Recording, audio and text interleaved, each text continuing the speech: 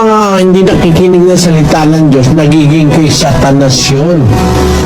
Kasi ang sa Diyos, ang wika ng Panginoong Hesus, ay nakikinig ng mga salita ng Diyos. Maging walang pagpapaimbabaw, kapuotan ninyo ang masama, makisanib kayo sa mabuti. Ayon, ang sabi ng salita ng Diyos, kapuotan ninyo ang masama, makisanib kayo sa mabuti. Yung palang pagsanib, utos pala yon, mga kababayan. Yung pagsanib, kapuotan ninyo ang masama, makisanib kayo sa mabuti. Pagkasasabihin mo, hindi na kailangang umanib. Kung naiintindihan mo kasi, sasabihin mo, tanggapin si Kristo. Tapos ayaw mo namang ipatanggap yung iglesyang itinayo ni Kristo. Sabi mo, tanggapin si Kristo. Ang pagtanggap kay Kristo, tanggapin mo yung salita niya. Isa sa mga itinuro niyang aral, ang iglesia. Kaya nga siya nagtayo ng iglesia.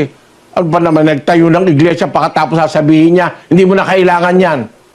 Na sabi mo, tanggapin ko si Kristo. Ang aral ni Kristo ay nagtayo siya ng iglesia. Tapos si Kristo pa ang puno sa iglesia. Pagkatas ayaw mo. Basahin natin ang 5 ng Epeso 23. Sapagkat ang lalaki ay pangulo ng kanyang asawa, gaya naman ni Kristo na pangulo ng iglesia, na siya rin ang tagapagligtas ng katawan. Si Kristo pala pangulo ng iglesia. Ayaw mong tanggapin ngayon. Ano ka? Di antikristo ka. Antikristong maliwanag yung ayaw tumanggap sa iglesia na itinuro ni Kristo. Kasi siya ang pangulo nun Siya ang pangulo ng katawan sa makatwid ng iglesia. Si Kristo, pangulo ng iglesia. Ayaw mo ng iglesia. Kaya mga kababayan, sana maintindihan po ninyo ang punto ko na ang iglesia, isang entity o isang institusyong itinatag ng Panginoong Hesus para ang tao umanib. Ang sabi, ang pag-ibig ay maging walang pagpapaimbabaw. Sabi ng Biblia, kapuotan ninyo ang masama, makisanib kayo sa mabuti.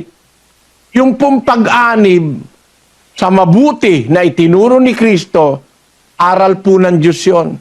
Kaya utos ng Diyos yung ang mga hintil, tagapagmana, kasangkap ng katawan o ng iglesia. Kasi ang katawan, siya nga yung iglesia. Katawan ni Kristo.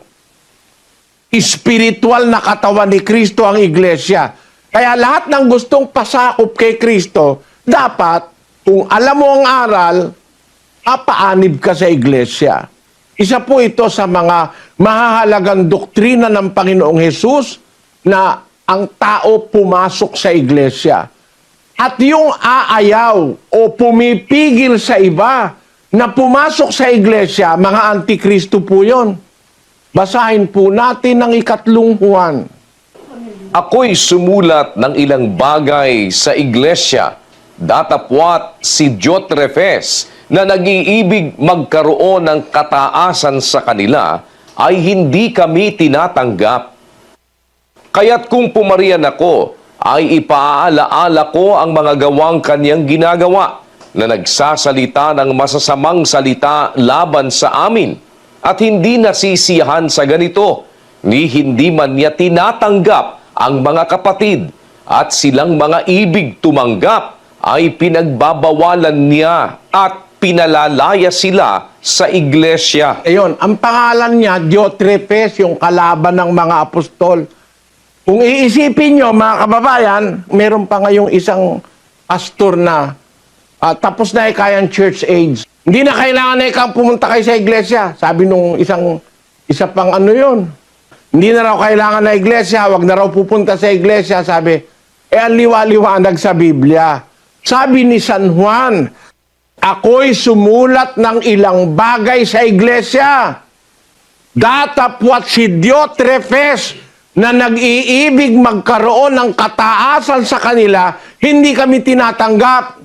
Kaya't kung pumarian ako, sabi ni Juan, ipapaalala ko sa iyo ang mga gawang kanyang ginagawa nagsasalita ng masasamang salita laban sa amin, hindi nasisiyahan sa ganito, hindi niya tinatanggap ang mga kapatid at silang ibig tumanggap, pinagbabawalan niya at pinalalaya sila sa iglesia.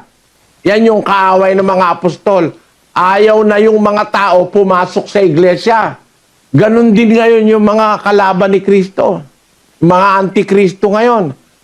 Hindi kakailangan niyang iglesia. Huwag kayo mag-iglesia. Huwag daw mag-iglesia. Pupunta ka sa kanya. Ano yun sa'yo? Ha? Fellowship.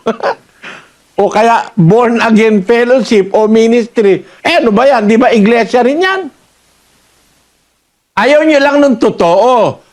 Ang gusto niyo yung mali. Ang nasa Biblia ay iglesia ng Diyos. Yun ang ipinangaral ng mga apostol, mga kababayan. Tandaan nyo, nangaral ng mga apostol, ang ipinangaral, iglesia ng Diyos. Yung tunay na iglesia sa Biblia, Gawa 20:28. Pakinggan nyo.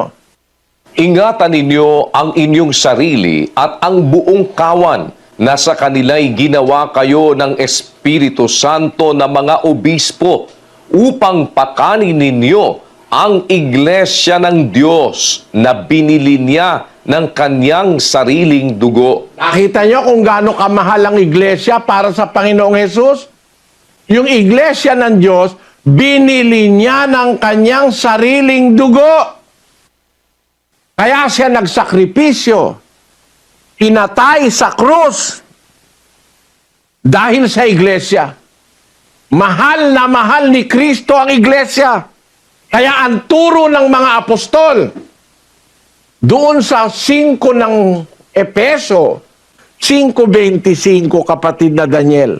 Mga lalaki, ibigin ninyo ang inyo-inyong asawa, gaya naman ni Kristo na umibig sa iglesia at ibinigay ang kanyang sarili dahil sa kanya. Makita nyo? Ang iglesia para kay Kristo, hanggang sa walang hanggan ng iglesia. Yung iglesia sa Biblia, walang wakasyon.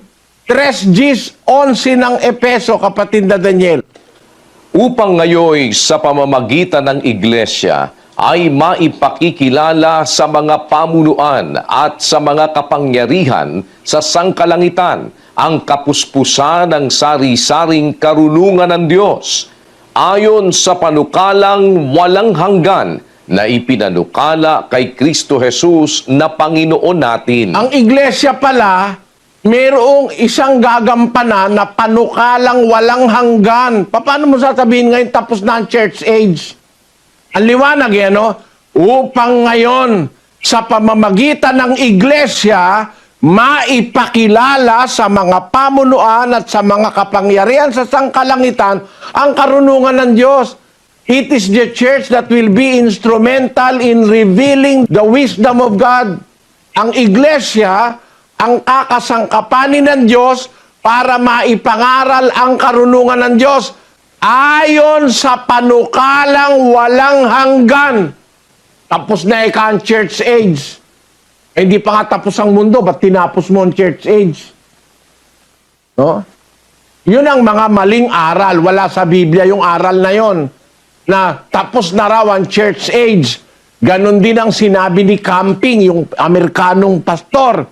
Ganon din ang sinabi nitong isang huling pastor na nabasa ko kamakailan, hindi na raw kailangan ng iglesia. Maling aral yan, mga kababayan. Ang iglesia po, ang institusyon na itinatag ng Diyos sa pamamagitan ni Kristo para siyang aaniban ng tao para maturuan ang aral ni Kristo. Ang iglesia ang magtuturo ng karunungan ng Diyos ayon sa panukalang walang hanggan. Napakaliwanag naman Ulitin nga natin, lagay mo sa screen, kapatid na Daniel, pakiulit mo, mabasa. Pakibasa nyo, mga kababayan, hindi totoon tapos na ang iglesia o church age. Upang ngayon sa pamamagitan ng iglesia ay maipakikilala sa mga pamunuan at sa mga kapangyarihan sa sangkalangitan ang kapuspusan ng sari-saring karunungan ng Diyos ayon sa panukalang walang hanggan na ipinanukala kay Kristo Jesus na Panginoon natin. Panukalang walang hanggan niyang ang iglesia ay gagamitin ng Diyos para ipakilala ang karunungan ng Diyos. Huwag kayong magagalit mga kababayan, no? Pinapakita ko lang kasi ito ang paraan ng Diyos sa pag-aaral ng salita ng Diyos eh. Ikukumpara mo yung tama dun sa sinasabi ng mga mali sa isang talata ng Ecclesiastes 7:27. Narito, ito'y aking nasumpungan, sabi ng mangangaral, na iniaagapay ang isang bagay sa iba upang matagpuan ang kadahilanan. Pag-aagapayanin mo para makita mo kung alin ba yung totoo. Yung isang bagay, iaagapay sa iba. You are going to compare one thing to another in order to discover the existence of that thing. Parang ganito, mga kababayan, ano? Halimbawa, Miss Universe. Talagang pinag-aagapay, pinagtatabi-tabi ang mga kandidata para makita kung sino pinakamaganda. Pinag-aagapay. Ganon din naman ang salita ng Diyos sa Biblia. Iaagapay mo yung isang bagay sa iba para makita mo, alin ba totoo? Kasi, tapos na raw ang church age. Hindi po totoo yun eh. Kasi, yung iglesia, ayon sa Biblia, ay panukala ng Diyos na ang iglesia ay tagapagpakilala ng karunungan ng Diyos. Ayon sa panukalang walang hanggan, according to an eternal purpose, which He purposed in Christ Jesus our Lord. Yung purpose ng iglesia na magpapakilala ng karunungan ng Diyos, eternal purpose yun. Para sabihin ngayon ng sino mang mangangaral na tapos na ang iglesia, hindi na kailangan ng iglesia, mga antikristo yan, mga kapatid. Unang-unang kailangan nating maganap kung tatanggapin natin ang salita ng Diyos na siya nating pag-aaralan sa mga araw na ito. Unang-unang dapat nating maganap matanggap natin yung iglesia ng Biblia. Yung iglesyang itinuro ng ating Panginoong Hesukristo. Yun po unang-una nating dapat na maganap. Ngayon, meron naman tayong masasalubong ngayon ng mga, para sa kanila, ang iglesia hindi na kailangan. Magkumpara kayo. Sino kaya nagsasabi ng totoo? Baka kaya naman kasi meron ng nauna na nakagamit ng iglesia para lang maiba yung kanila, born again na lang tayo. Kaya nga kailangan nating diskubrin, pag-aralan itong mga aral na ito, mga kababayan. Kaya kami nag-aanyaya sa inyo na tayo ay mag-aral ng doktrina ni Kristo. Kasi nga ngayon nga nagkasamot-samot ng parang magulong-magulo na ngayon. May iglesia, may saksi. Yung iba naman, Baptist. Yung iba naman, fellowship. Yung iba naman, ministry. Bakit ministry? Nasa Biblia, iglesia Pag-isip nga tayo, mga kababayan, huwag kayong magagalit sa akin, mga kababayan, mga guest, mga bisita. Kasi ang nasa Biblia po, iglesia Pati sa Biblia nila, hindi na nakalagay Ba't pinalitan ng assembly? Kami Assembly of God. Ba't assembly? Ang nasa Biblia, iglesia Marunong pa ba tayo sa Diyos? Sabi ni Kristo, sa ibabaw ng batong ito, tatayo ko ang aking mga saksi. Ganun ba yon? Sa ibabaw ng batong ito, itatayo ko ang aking assembly. Yung ba yon? Sa ibabaw ng batong ito, itatayo ko ang aking ministry. Ganun ba yon? Ang nakalagay ba sa Biblia, sa ibabaw ng batong ito, itatayo ko ang aking fellowship. Meron ba nun? Hindi po Sa ibabaw ng batong ito, itatayo ko ang aking iglesia. Upon this rock, I will build my church, and the gates of hell shall not prevail against it. Iglesia po ang itinuturo sa Biblia, mga kababayan. Hindi fellowship, Hindi saksi ni Jehovah, wala nun. Wala po nun. Ang nasa Biblia, sa lahat ng Biblia, ayaw lang nilang ituro eh. Ang itinayo, iglesia. At ang mga hentil ay mga tagapagmana ng buhay na walang hanggan, kasangkap ng katawan o ng iglesia. We must be part of that body. We must be members of that same body, which is the church. Aanib tayo doon sa iglesia na sinasabi sa Biblia. Huwag kayong maniniwala na hindi kailangan ng iglesia, hindi kailangan umanib. Kung alam mo rin lang, hindi natin inuobliga yung wala pang naririnig na aral, hindi pa nakakarinig ng ebanghelyo. Kagaya halimbawa, nung panahon ni Kristo, nangangaral siya 2,000 years ago.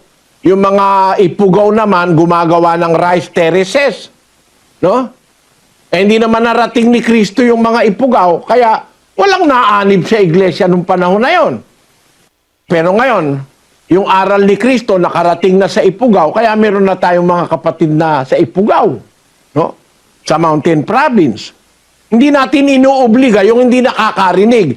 Pero yung nakakarinig ng aral, dapat maintindihan nila na si Kristo nagtayo ng isang institusyon. Tinawag sa Biblia na Iglesia ng Diyos.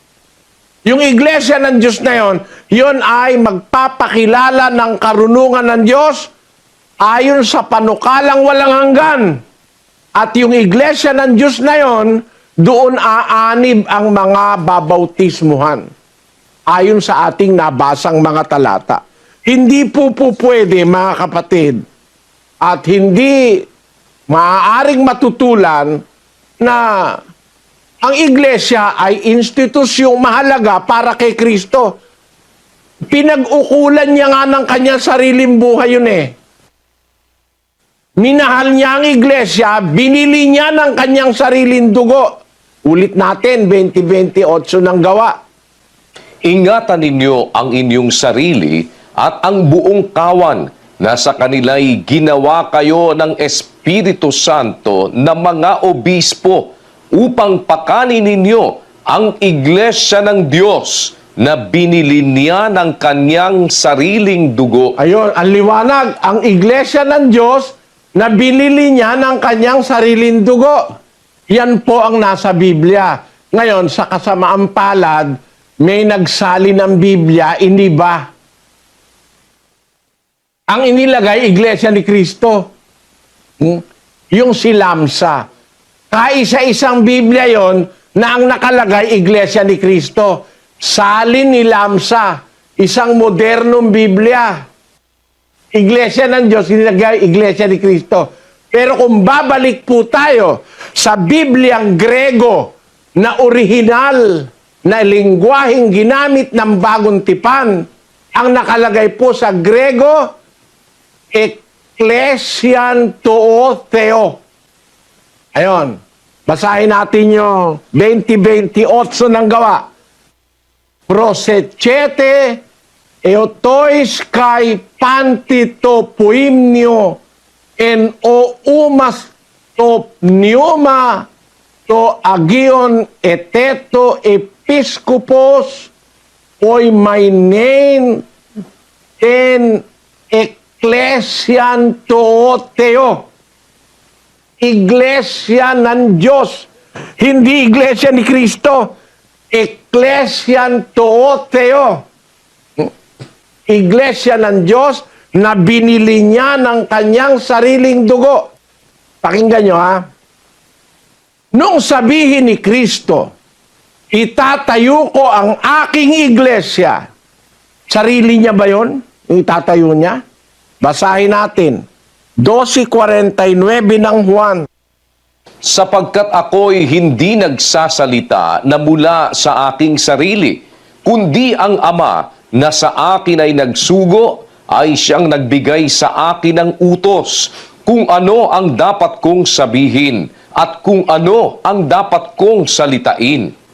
At nalalaman ko na ang kanyang utos ay buhay na walang hanggan.